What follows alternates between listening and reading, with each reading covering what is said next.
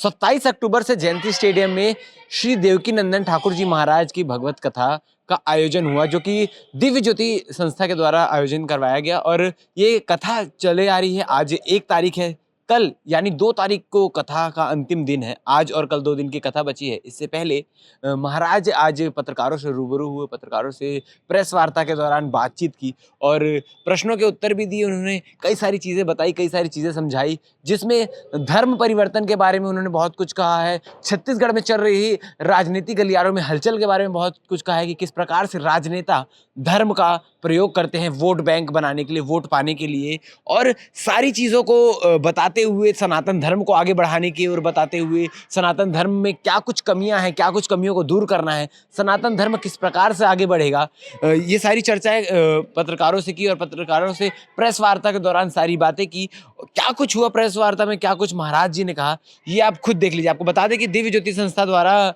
ये जो कथा आयोजित की गई है, वहाँ सभी भक्तों के लिए संपूर्ण व्यवस्थाएं की गई है। चाहे वो प्रतिदिन भंडारे की व्यवस्था हो, पार्किंग की व्यवस्था हो, या बैठने की व्यवस्था हो, बैठने की उचित व्यवस्था हो। दिन प्रतिदिन वहाँ भीड़ बढ़ती जा रही है, लोगों की संख्या बढ़ती जा रही है। आप भी इस कथा में शामिल जरूर हुए। प्रेस वार्ता में क्या कुछ हुआ, प्रेस कॉन्फ्रेंस में महाराज जी ने क्या कुछ कहा, आप खुद सुन लीजिए। जाकर उसने आगरा जामा मस्जिद की सीढ़ियों में गाड़ा है। आज भी वो उसी सीढ़ी में है। ऐसा कहा किसने? माजरे आलमगिरी एक किताब है, शागिर्द है किसका? वो उसी का मंत्री था, मिनिस्टर था। किसका? औरंगजेब का। तो ये मेरी किताब नहीं है, ये मेरा कथन नहीं है, ये उस किताब का कथन है, इतिहास का कथन है। भाईचारा, आपको भी वही करना चाहिए जो मैं कर रहा हूँ। हर सनातनी को वही करना चाहिए जो इस समय मैं करने का प्रयास कर रहा हूँ। आप सच मानिए, इसमें जितना भी मैंने बोला है, या जो भी मेरा एम है, या जो भी मेरा उद्देश्य है, उस उद्देश्य, उस एम, उस वक्तव्य में मैं किसका बुरा कर रहा हूँ बताइए? लेकिन मैं अपने धर्म को तो बचाने का प्रयास करूंगा, अपने आने वाली पीढ़ी को बचाने का प्रयास तो करूंगा। मैं हर बेटी के तो 36 टुकड़े होते हुए नहीं देख सकता भाई। आप लोग मैं भी देख सकते हो, क्योंकि आप पत्रकार है, देखना भी पड़ता होगा आपको। मैं नहीं देख सकता, मैं कथाकार हूं। मेरे एक भी बच्चे को खरोंच आएगी सनातनी को, तो वो दर्द मुझे होगा एज ए सनातनी धर्मगुरु। और अगर मुझे नहीं होगा तो मुझे धर्मगुरु कहलाने का कोई राइट नहीं है। अगर मैं एज ए धर्मगुरु बोल रहा हूं तो मुझे ये राइट है कि मैं समाज में जो मेरे बच्चों को तकलीफ हो रही है, मैं उसको उठाऊं सब। क्योंकि आज मेरे पास समाज आता है ना, इतना बड़ा कथा पंडाल में इतने लोग आते हैं, मैं उनको जागरूक करूंगा तो हो सकता है कि सब न सुधरे। अगर 10-20 भी सुधरे तो मैं 10-20 घर बचाने में सफल हो जाऊंगा। इसलिए it's my think, it's my opinion, it's my M.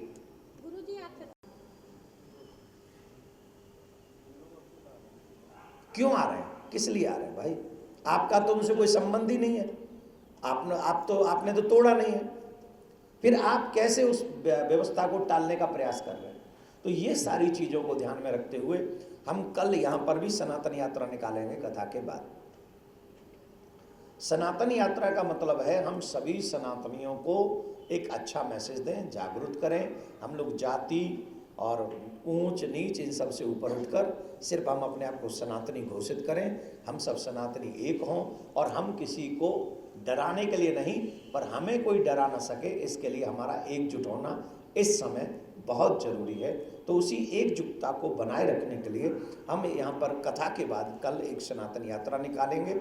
और वो कहीं अधिक, हम शहर में कहीं जाने वाले नहीं, वो पंडाल के ही आसपास हम लोग उसकी प्रदक्षिणा करेंगे और सभी सनातनियों को एक गुड मैसेज देंगे। हम पत्रकार बंधु और यहाँ के प्रशासन से भी एक प्रार्थना करते हैं। हमारा उद्देश्य, क्योंकि मैं कोई लीडर नहीं हूँ और मैं कोई युवा नेता नहीं हूँ कि मुझे नेता बनना है, ऐसी मेरी कोई ख्वाहिश नहीं है। मैं एक सनातन धर्मगुरु हूँ। मैं जानता हूँ कि प्रशासन को कहाँ तकलीफ हो सकती है, मैं जानता हूँ कि शासन को कहाँ तकलीफ हो सकती है, मैं जानता हूँ कि पत्रकार बंधुओं को कहाँ तकलीफ हो सकती है। इसलिए मैं जानता हूँ कि शहर में कहाँ तकलीफ हो सकती है। तो मैं कोई भी कार्य, न मैं न मेरे चाहने वाले कोई कार्य ऐसा नहीं करेंगे जिससे शासन, प्रशासन, पत्रकार, समाज, किसी को भी तकलीफ हो। हम लोग वहीं, क्योंकि वहाँ से बसावट दूर है, जहाँ कथा पंडाल है वहाँ से बसावट दूर है। और हम वैसे भी नियम है, जब भागवत पूरी होती है तो हम परिक्रमा लगाते हैं, तो सनातन यात्रा हम वहीं लगाएंगे और एक अच्छा मैसेज छत्तीसगढ़ के माध्यम से पूरे विश्व में पहुँचाने का प्रयास करेंगे कि हम सब सनातनी एक। तो आप सब देखिए, सनातन पर जो चौतरफा हमला कर रहे हैं, जैसे कोई कह रहा है कि सनातन HIV है, कोई कह रहा है कोरोना है, कोई कह रहा है डेंगू है, ये बातें कहने वाले कौन हैं? उनके बाप, उनके दादा कभी हिंदू रहे, ठीक? और चलो हिंदू रहे नहीं रहे, हम उस बात पे नहीं जाते, हम एक बात पे जाते हैं। संविधान इस बात को कहता है कि आप किसी के धर्म का अपमान नहीं कर सकते, और वो लोग संवैधानिक पद पे बैठे हुए। अब यहाँ चुनाव आयोग की क्या जिम्मेदारी बन जाती है?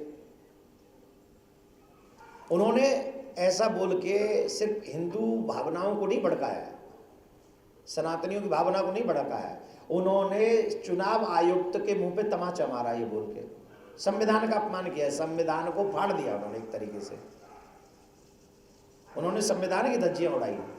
और अब वो फिर चुनाव आएगा, फिर चुनाव लड़ेंगे, और फिर उसी संवैधानिक पद पे जाएंगे, फिर संविधान की कसम खाएंगे। ये किसका अपमान है? मेरे नज़र से ये अपमान सनातन का नहीं है, ये संविधान का अपमान है, चुनाव आयोग का अपमान है, देश का अपमान है। और अगर देश के अपमान करने वाले गद्दार अगर प्रशासनिक पद पर बैठते हैं तो चुनाव आयोग को सोचना होगा। मुझे लगता है इस देश में 100 करोड़ सनातनी रहते हैं, और अगर कोई सनातनियों के अगेंस्ट बोलता है, उनकी भावना के खिलाफ बोलता है, उनका अपमान करने का मन बनाता है, ऐसे लोगों को आजीवन प्रतिबंधित कर देना चाहिए कि वो लोग कभी भी चुनाव नहीं लड़ सकते। ये कठोर कार्रवाई जब 10-5 के साथ होगी तो इन फ्यूचर कोई किसी के धर्म का अपमान नहीं करेगा। हैं ले से बात नहीं बनेगी कि खे पापा कर कोई निकल जाओगे, से लू करोगे तो कुछ नहीं होगा। ऐसे ही आज वो अपमान कर रहे हैं सनातन का, फिर सनातनी अपमान करेंगे किसी और का, फिर और कोई करेगा अपमान किसी का, ऐसे देश की अराजकता फैल जाएगी, माहौल खराब होगा। उसका जिम्मेदार कौन होगा? वो लोग नहीं होंगे, वो लोग होंगे जिनके अंडर में ये सब कंट्रोल करने का अधिकार है, और वो चुप बैठे। उन्हें कड़ी सजा मिलनी चाहिए कि वो आजीवन अब चुनाव नहीं लड़ सकते, ऐसी कठोर सजा होनी चाहिए। It's my opinion, maybe I am wrong, maybe I am right. संतु निरामया सर्वे भद्राणि पश्यन्तु माँ कश्चित् दुःख भाग् भवेत्। हम सबको शांति का पाठ पढ़ाते हैं। दुर्भाग्य से अगर पूरे विश्व पटल की इस स्थिति को देखें तो सुरक्षित हम लोग भी नहीं, आने वाले समय में सुरक्षित हम लोग भी नहीं। और जो माहौल हमारे देश में भी है, कई इलाके, हर एक शहर में एक क्षेत्र सेंसिटिव इलाका है। अब ये सेंसिटिव इलाका क्या होता है हमें समझ में नहीं आया। जहाँ हम और आप कहते भाईचारा, गंगा जमुना भाईचारा है, तो भाई साथ में रहते तो सेंसिटिव इलाका कौन सा हो गया? तो इसीलिए हम सनातन की परंपरा को बढ़ाने के लिए, और सनातनियों पे जो पूर्व में अत्याचार हुए, अब ऐसा नहीं है कि जो आज इजराइल में हो रहा है वो हमारे साथ नहीं हुआ होगा। हमने अपना इतिहास नहीं पढ़ा है। क्या है हमारा इतिहास? जो बाहरी आक्रांत आए थे, जो यहाँ रहते हैं उस धर्म के, हमें उनसे कोई मतलब नहीं, उनसे हमारा कोई द्वेष नहीं, लेकिन जो बाहरी आक्रांत आए थे उन्होंने क्या किया होगा? आप बताइए जरा। क्या उनका, जब उन्होंने मंदिर तोड़ा होगा, जब उन्होंने राम मंदिर तोड़ा होगा, अयोध्या का मंदिर, काशी का मंदिर, सोमनाथ मंदिर, मथुरा का मंदिर जब तोड़ने के लिए वो गए होंगे तो उन गलियों का हाल क्या होगा? उन गलियों में दृश्य क्या रहा होगा? कल्पना तो करके देखिए। क्या वहां पर वो फूल बांटते हुए गए थे, मिठाई बांटते गए थे कि ये लो मिठाई खाओ, हम लोग जा रहे हैं तुम्हारा मंदिर तोड़ेंगे? जो इजराइल में दृश्य हुआ है, जो हम सब ने देखा है, वही दृश्य मथुरा में भी हुआ होगा, काशी में भी हुआ होगा, और अयोध्या में भी हुआ होगा, सोमनाथ में भी हुआ होगा। और अगर हम लोग नहीं सुधरे, अगर हम लोग आज नहीं जगे, तो इन फ्यूचर भी यही दृश्य हम सबके सामने पूरे विश्व में दिखाई पड़ेंगे। तो इसलिए सनातनियों को एक स्वर में आवाज उठानी चाहिए, पूरे विश्व में शांति वार्ता की बात करनी चाहिए, और सनातनी सुरक्षित रहें ऐसा मुहिम हम सबको चलाना चाहिए। आपको मैंने, नेता तो हूँ नहीं, और ये इसमें बोलने का मेरा कोई राइट नहीं, मैं क्यों बोलूँ इसमें? जो नेता हैं वो बोलेंगे, जो चुनाव लड़ रहे हैं वो बोलेंगे। मैंने 7 दिन में, आज 5वां 6ठा दिन है, आप बताइए एक भी दिन मैंने पॉलिटिकली कोई बात की हो तो, कथा के सिवा? क्यों नहीं की? क्योंकि मुझे मेरा दायरा मालूम है, मुझे मेरे दायरे को क्रॉस नहीं करना है। और अगर हम ये दायरा क्रॉस कर जाएंगे तो वो लोग भी दायरा क्रॉस करके हमारे बीच में घुस जाएंगे, ठीक है ना। तो मेरी इच्छा यह है कि धर्मगुरु बने रहे, नेता नेता बने रहे, और जब भी कोई नेता गलत करे, चाहे वो कोई भी हो, उसके कान खींचने का अधिकार अगर सनातनी परंपरा के अनुसार किसी को है तो वो धर्मगुरुओं को है। और धर्मगुरु जब कान खींचे तो ये नहीं सोचना चाहिए कि ये फलानी पार्टी का है कि फलानी पार्टी का है, वो सनातन का है। भगवान श्री राम के भी कान खींचे वशिष्ठ जी ने, और राम से बड़ा राजा कोई नहीं हो सकता। और जब राम जी ने अच्छा काम किया है तो वशिष्ठ जी ने उन्हीं राम जी की वंदना भी की है, गुरु होने के बावजूद भी वंदना की है। तो ये हमारे सनातन की सुंदरता है और बहुत प्यारी सुंदरता है। इसको आपने बहुत अच्छा किया, ये बात क्लियर हो गई। नहीं तो कई लोग सोचते कि किसी पार्टी के सपोर्ट में सनातन यात्रा तो नहीं हो रही। तो ये बहुत अच्छा, आपको थैंक यू कि आपने क्वेश्चन कर लिया। हम ये मानते हैं कि सभी सनातनी हमारे हैं, और मैं जनता से एज ए धर्मगुरु अगर मैं बात कहूँ तो मैं एक ही बात कहूँगा, उसको चुने जो उसको आप अपना वोट दें, वोट को बेचें नहीं। पहली बात तो अगर यहाँ चुनाव है तो सुन लो धर्मगुरु के नाते, अगर आप शराब पी के वोट देते हैं, अगर आप पैसे लेके वोट देते हैं, तो आपको कोई अधिकार नहीं है ये कहने का कि सरकार करप्शन कर रही है, कि एमएलए मेरी नहीं सुनता, कि मंत्री मेरी नहीं सुनता। आपकी कोई सुनने का कोई राइट आपको किसी को भी नहीं कि आपकी कोई सुने। क्यों? हमने तो दारू की बोतल पी के 500 रुपये लेके वोट दिए, तो हमने जब वोट ही बेच दी तो फिर अपने आगे दुखड़ा रोने का तो कोई चांस ही नहीं। तो पहला निवेदन तो यह है कि हम वोट दें और अच्छे व्यक्ति को वोट दें, चाहे वो गरीब हो, चाहे उस पर संसाधन ना हो, लेकिन उसे वोट देकर जिताकर उसे भेजें, उसे अपनी आवाज़ बनाएं और उसके साथ खड़े रहें। और अगर कोई गलत आदमी हो जो उल्टा सीधा हो, मतलब आप समझ ही रहे मैं और क्या क्या बयान करूंगा उस पर, तो उसको आप इग्नोर करें। जाति के नाम पे वोट दे देंगे तो फिर आप अच्छा समाज और अच्छा शासन चुन नहीं सकते आप, ये सच है। बन जाओगे, सिर्फ लू करोगे, कुछ नहीं होगा। ऐसे ही आज वो अपमान कर रहे सनातन का, फिर सनातनी अपमान करेंगे किसी और का, फिर और कोई करेगा अपमान किसी का, ऐसे देश की अराजकता फैल जाएगी, माहौल खराब होगा। उसका जिम्मेदार कौन होगा? वो लोग नहीं होंगे, वो लोग होंगे जिनके अंडर में सब कंट्रोल करने का अधिकार है और वो चुप बैठे। उन्हें कड़ी सजा मिलनी चाहिए कि वो आजीवन अब चुनाव नहीं लड़ सकते, ऐसी कठोर सजा होनी चाहिए। It's my opinion, maybe I am wrong and maybe I am right. Sir Shastri ji से आपकी मित्रता और विचारधारा काफी मिलती है, तो क्या ये एक भाईचारा ही है या सनातन धर्म के वो भी नहीं भाईचारा? आपको भी वही करना चाहिए जो मैं कर रहा हूँ, हर सनातनी को वही करना चाहिए जो इस समय मैं करने का प्रयास कर रहा हूँ। आप सच मानिए, इसमें जितना भी मैंने बोला है, या जो भी मेरा एम है, या जो भी मेरा उद्देश्य है, उस उद्देश्य, उस एम, उस वक्तव्य में मैं किसका पूरा कर रहा हूँ बताइए? लेकिन मैं अपने धर्म को तो बचाने का प्रयास करूंगा, अपने आने वाली पीढ़ी को बचाने का प्रयास तो करूंगा। मैं हर बेटी के तो 36 टुकड़े होते हुए नहीं देख सकता भाई। आप लोग मैं भी देख सकते हो क्योंकि आप पत्रकार है, देखना भी पड़ता होगा आपको। मैं नहीं देख सकता, मैं कथाकार हूं। मेरे एक भी बच्चे को खरोंच आएगी सनातनी को तो वो दर्द मुझे होगा एज ए सनातनी धर्मगुरु, और अगर मुझे नहीं होगा तो मुझे धर्मगुरु कहलाने का कोई राइट नहीं। अगर मैं एज ए धर्मगुरु बोल रहा हूं तो मुझे ये राइट है कि मैं समाज में जो मेरे बच्चों को तकलीफ हो रही है मैं उसको उठाऊं सब, क्योंकि आज मेरे पास समाज आता है ना, इतना बड़ा कथा पंडाल में इतने लोग आते हैं, मैं उनको जागरूक करूंगा तो हो सकता है कि सब न सुधरे। अगर 10-20 भी सुधरे तो मैं 10-20 घर बचाने में सफल हो जाऊंगा। इसलिए it's my think, it's my opinion, it's my aim. Guruji, आप छत्तीसगढ़ में आए हैं, यहाँ पर अभी चुनावी माहौल है, तो जिस तरीके से राजनीति और सत्ता के लिए धर्म को आड़े लिया जाता है, उसका यूज किया जाता है, आप धार्मिक गुरु हैं, तो आपका क्या नजर है इसमें, नजरिया क्या है आपका? मैं नेता तो हूं और ये इसमें बोलने का मेरा कोई राइट नहीं। मैं क्यों बोलूं इसमें? जो नेता है वो बोलेंगे, जो चुनाव लड़ रहे हैं वो बोलेंगे। मैंने 7 दिन में, आज 5वां 6ठा दिन है, आप बताइए एक भी दिन मैंने पॉलिटिकली कोई बात की हो तो कथा के सिवा क्यों नहीं की? क्योंकि मुझे मेरा दायरा मालूम है, मुझे मेरे दायरे को क्रॉस नहीं करना है। और अगर हम ये दायरा क्रॉस कर जाएंगे तो वो लोग भी दायरा क्रॉस करके हमारे बीच में घुस जाएंगे, ठीक है ना। तो मेरी इच्छा यह है कि धर्मगुरु बने रहे, नेता नेता बने रहे, और जब भी कोई नेता गलत करे, चाहे वो कोई भी हो, उसके कान खींचने का अधिकार अगर सनातनी परंपरा के अनुसार किसी को है तो वो धर्मगुरुओं को है।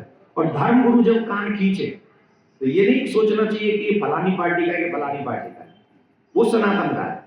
भगवान श्री राम के भी कान खींचे वशिष्ठ जी ने, और राम से बड़ा राजा कोई नहीं हो सकता। और जब राम जी ने अच्छा काम किया है तो वशिष्ठ जी ने उन्हीं राम जी की वंदना भी की है, गुरु होने के बावजूद भी वंदना की है। तो ये हमारे सनातन की सुंदरता है और बहुत प्यारी सुंदरता है। इसको आपने बहुत अच्छा किया, ये बात क्लियर हो गई। नहीं तो कई लोग सोचते कि किसी पार्टी के सपोर्ट में सनातन यात्रा तो नहीं हो रही। ये बहुत अच्छा, आपको थैंक यू कि आपने क्वेश्चन कर लिया। हम ये मानते हैं कि सभी सनातनी हमारे हैं, और मैं जनता से एज ए धर्मगुरु अगर मैं बात कहूं तो मैं एक ही बात कहूंगा, उसको चुने जो उसको आप अपना वोट दें, वोट को बेचे नहीं। पहली बात, अगर यहाँ चुनाव है तो सुन लो धर्मगुरु के नाते। तो पहला निवेदन तो यह है कि हम वोट दें और अच्छे व्यक्ति को वोट दें, चाहे वो गरीब हो, चाहे उस पर संसाधन ना हो, लेकिन उसे वोट देकर जिताकर उसे भेजें, उसे अपनी आवाज बनाएं और उसके साथ खड़े रहें। और अगर कोई गलत आदमी हो जो उल्टा सीधा हो, मतलब आप समझ ही रहे और क्या क्या बयान करना उस पर, तो उसको आप इग्नोर करें। जाति के नाम पे वोट दे देंगे तो फिर आप अच्छा समाज और अच्छा शासन चुन नहीं सकते हैं, ये सच है। महाराज जी राधे राधे। राधे। समूचे भारत में जो धर्मांतरण हो रहा है उसके परिप्रेक्ष्य में आपके क्या? देखिए, धर्मांतरण एक बहुत बड़ी बीमारी है, कैंसर है। कैंसर का इलाज है, इसका इलाज नहीं। और इसका इलाज तब तक नहीं होगा जब तक हम सब सनातनी एकजुट होकर वो रास्ता न अपनाएं जिस रास्ते को वो लोग, पता नहीं बोलना चाहिए कि नहीं बोलना चाहिए, उन लोगों ने कौन सा रास्ता अपना रखा है धर्मांतरण का? Give and take. Give and take ही तो उनका धर्मांतरण। तुम्हें पैसा चाहिए ले लो, तुम्हें नौकरी चाहिए ले लो, तुम्हें पत्नी चाहिए ले लो, तुम्हें घर चाहिए ले लो, तुम्हें जो चाहिए सो ले लो, पर करें क्या? बोले धर्म बदल दो। तो अब हमें क्या, वो धर्म बदलवाने के लिए सब कर रहे हैं। सनातनियों को क्या करना चाहिए? अपने लोगों को बचाने के लिए गिव एंड टेक करना चाहिए। तुम्हें क्या जरूरत है? अगर एक बहुत बड़े घर का आदमी अपने छोटे से 10 लोगों को देख ले कि क्या जरूरत है और क्या जरूरत नहीं है, और उन 10 लोगों की अगर वो जरूरतें पूरी कर दे, जो कर सकता है। बैंक में सड़ रहा है पैसा और कुछ काम नहीं आ रहा है, सिर्फ सड़ ही रहा है, वो 10 लोगों को एक व्यक्ति संभाल ले कि चलो मैं तुम्हारी जरूरतें पूरी करूंगा, तो वो शायद धर्म परिवर्तन करने के लिए मजबूर नहीं होंगे, बेबस नहीं होंगे। गलती हमारी, हम लोग निकलते नहीं, हम लोग अपनों को बचाने का प्रयास नहीं करते, हम लोग अपने तरफ से प्रयास करते हैं। हम सबको एक एक को बचाने का प्रयास करना चाहिए, उनकी जरूरतें समझनी चाहिए, उनकी मदद हेल्प करनी चाहिए। और वैसे भी शास्त्रों में कहते हैं परोपकार आए पुण्य आए, परोपकार तो सबसे बड़ा पुण्य है। तो अगर हम उनको बचा लेंगे तो ये भी बहुत अच्छी बात है। तो प्रयास हम सबको करना चाहिए, हम तो कर रहे हैं, आप लोग भी अपने लेवल पे कर रहे हैं। जागृति जलाएंगे तो उससे और भी बचे। हो गया कल का? बहुत बहुत धन्यवाद आप सभी का, आप लोग पधारे उसके लिए हम आपका बार बार आभार व्यक्त करते हैं। बहुत बहुत धन्यवाद, साधुवाद, राधे राधे।